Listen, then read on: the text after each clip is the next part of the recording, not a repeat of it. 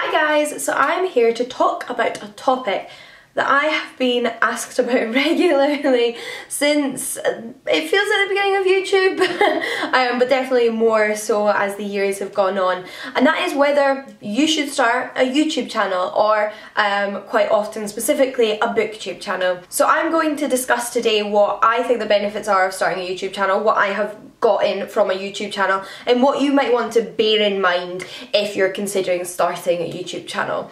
This video is very kindly being sponsored by Skillshare today, which is an online learning platform that will be linked down below, and I will talk about a little bit more in depth during the video. But to get into the nitty-gritty, when brainstorming for this video, I came up with what I thought were the three main reasons you might want to start a YouTube channel. What are the three main things that you would get from starting a YouTube channel? And none of those are fame or money. Perhaps that's just because that's not my experience of YouTube, and these three reasons for starting a YouTube channel are in some way tied into my experience. But those three reasons are: number one, that you want to experiment with your creative side, that you want a creative outlet.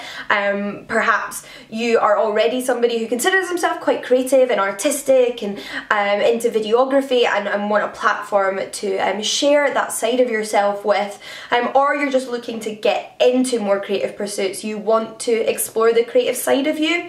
YouTube is an awesome platform for that, and not just for videography. It's an awesome platform for creatives in so many different ways, whether that be writing, poetry, animation, videography, just practicing your presentation skills. It's a wonderful creative place, really inspiring and an amazing outlet. The second reason is one of my favourite reasons, one of the best things I have gotten out of YouTube, and that is to make friends and meet like-minded people. You might not have people in your life or where you live that you can talk about certain things with. Perhaps you're a member of the LGBTQ+ community looking for others who are also members of that community but don't know any in real life. Perhaps like me, you wanted to talk to other readers and review books, get recommendations. Perhaps you're a student that wants to be part of like a kind of study community and get study advice and share your advice. There are so many communities on YouTube, from fashion to makeup to gaming to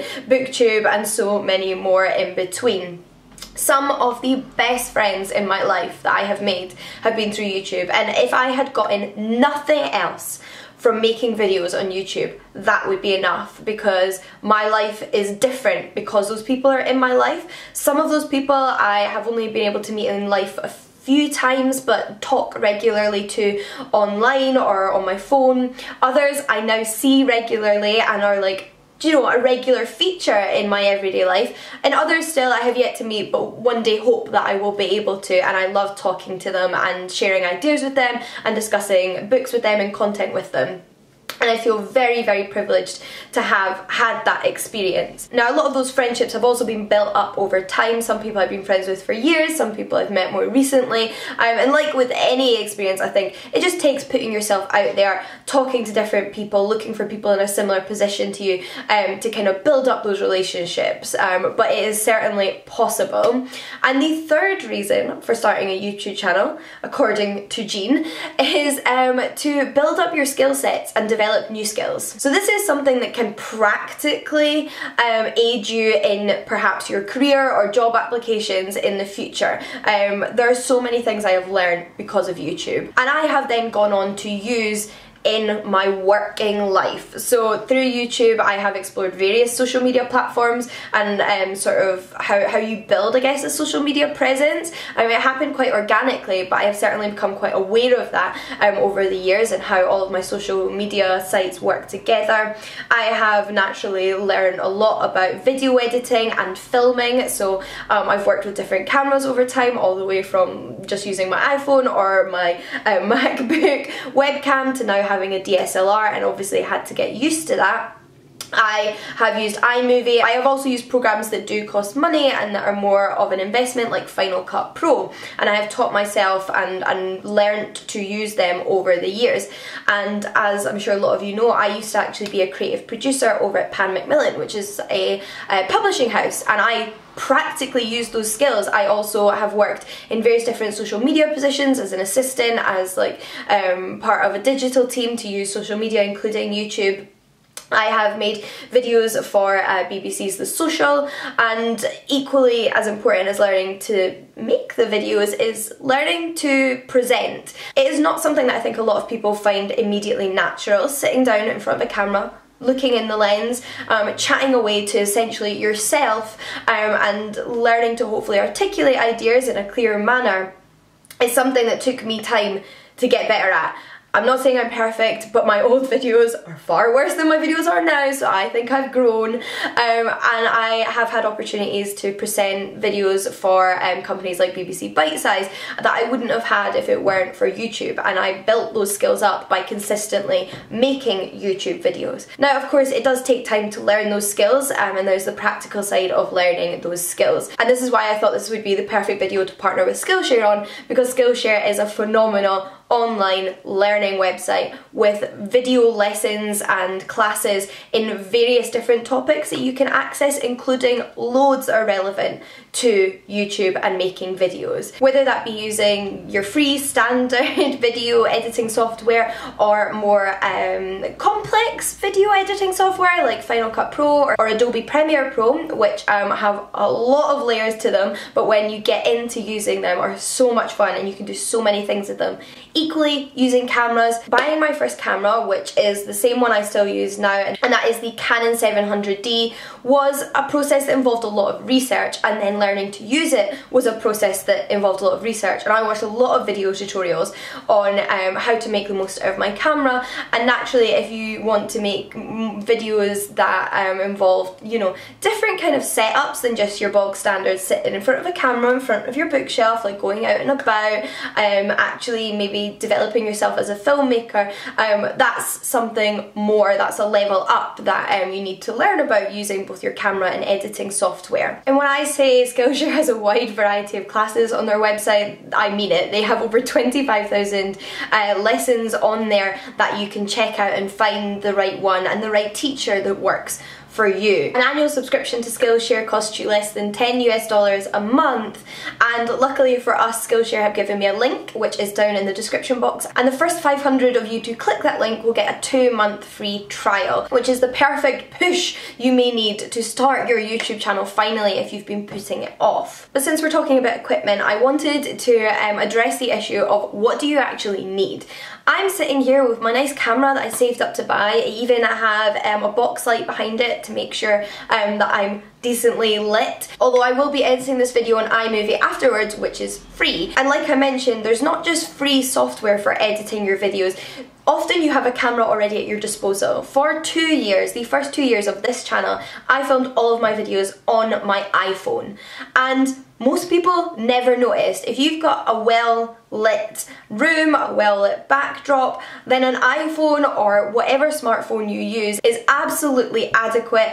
It's just about learning to use the equipment you do have, even if it is your webcam or your phone, and make the most out of that, because trust me, you can do so much more with what's already around you than you might expect. For example, who needs a tripod when you can use a stack of books? And who needs a box light when you have got natural lighting? What I always say to people is one of the most important things when filming a YouTube video is of course the visuals and the clarity of what people are looking at, which means sitting with a window in front of you in daylight, because natural lighting is the best lighting there is. And although I am utilising a light just now, I'd say the vast majority of my videos are filmed using natural daylight. But once you've done a little bit of research, you feel prepared to get started, what is your YouTube channel going to be about?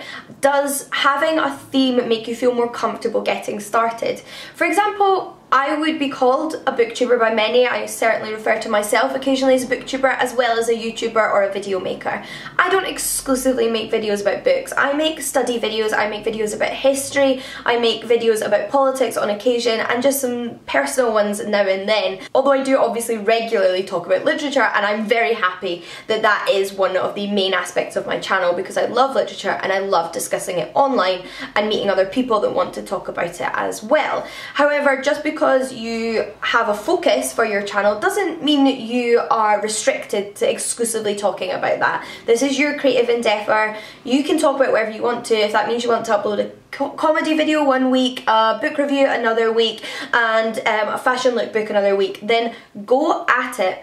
Although I would say when starting a YouTube channel, sometimes it makes it easier to pick something that will be your focus that you can then expand out from. For example, if you decide to become a booktuber, there are obviously a lot of ready-made ways that you can participate in the booktube community with various tags. The booktube newbie tag is a fantastic one, but you can also make reading wrap-ups, book hauls, library hauls, videos that are tried and tested, that you might feel a bit more comfortable making before building up to epic video essays that you spent weeks researching. Although if you want to do those, please do, because I love those kind of videos. But I just think considering your content before starting is always something to think about. Equally, because you want to think about your life outside of YouTube when starting a YouTube channel as well.